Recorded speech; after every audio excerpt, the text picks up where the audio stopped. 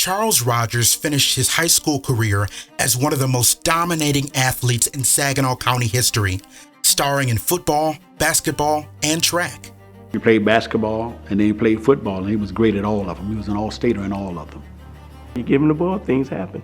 In any sport, basketball, football, basketball, baseball, whatever. So he was one of those special athletes that he only comes around once in a lifetime.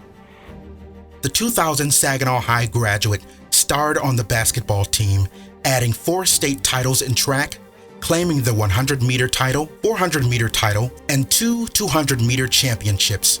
He helped lead Saginaw High to the 1999 Division II state championship, catching a 60-yard pass in a 14-7 win over Birmingham Brother Rice. He had speed and quickness that you can't teach. And he had the hands. You know, he was one of these young men who catch with his hands. Most young men catch with their bodies. And he was catching with his hands and thumbs up and eye in.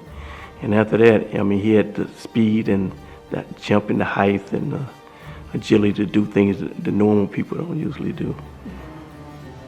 In his 4 seasons on the varsity team, Saginaw High was 38-8. He earned all-state honors his final 3 seasons, becoming one of the top recruits in the country his senior season. I remember one time we were playing Flint Southwestern. This was his senior year. We were in the quarterfinals up at Davidson. Very seldom, when we would call timeouts, would I let the players talk. Usually I talked. Charles came to the huddle, and what he started doing was giving pep talks to the team. Come on, y'all, you know, that type of a thing. See, what we were trying to do was motivate. He motivated that day far better than I could ever have done so. Now, make a long story short, we ended up winning the game. The 6'3", 202-pound receiver went on to Michigan State, where he was a unanimous All-American pick, claiming the Biletnikoff and Warfield Awards as the top college receiver in the country in 2002. You know, his football prowess, even though people remember that because he made it to the pros and was everything, was the Biletnikoff winner, which meant that he was the best wide receiver in college that particular year. But those are things that I think that the public as a whole could see. In just 2 seasons, Rogers set the Michigan State record for career touchdowns with 27, adding the MSU record for most receiving yards in a game with 270. He broke Randy Moss's NCAA record with 13 consecutive games with a touchdown catch. When he received the ball, he was doing the things young kids don't usually do in college.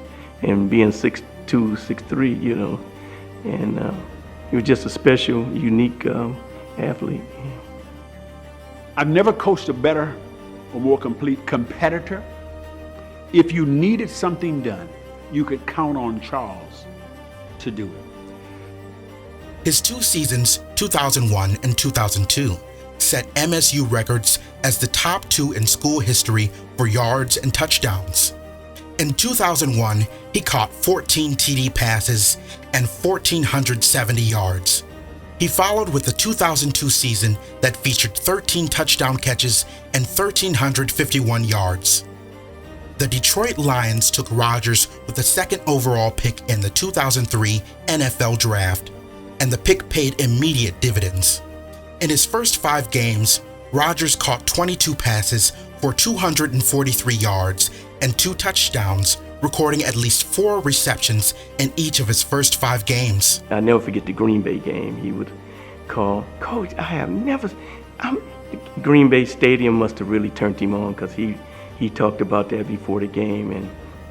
But before the 6th game of the season, Rogers and Detroit cornerback Dre Bly were involved in a collision during practice, breaking Rogers' collarbone and ending his season. After going through rehab during the offseason, Rogers came back in 2004. But on the 3rd play of the season and first pass of the season, Rogers dove for a Joey Harrington pass, once again breaking his collarbone.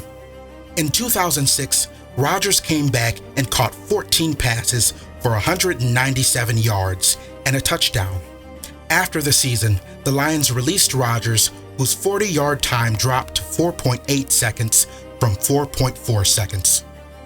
He had workouts with Miami, New England, and Tampa Bay, but was not signed. He was a team person all the way around. Yeah, he was a we person. He's one of a kind. He was one of a kind, rather. He had such a heart, it was hard for him to tell people no or to turn it down. But that was Charles, always smiling, reaching out a hand to help. And that's the most thing that I want people to understand who really didn't know him, that he was truly, truly, truly a great friend and a great person. Rodgers, who lived in Fort Myers, Florida, was diagnosed with cancer and was awaiting a liver transplant. Rodgers died November 11, 2019, at the age of 38.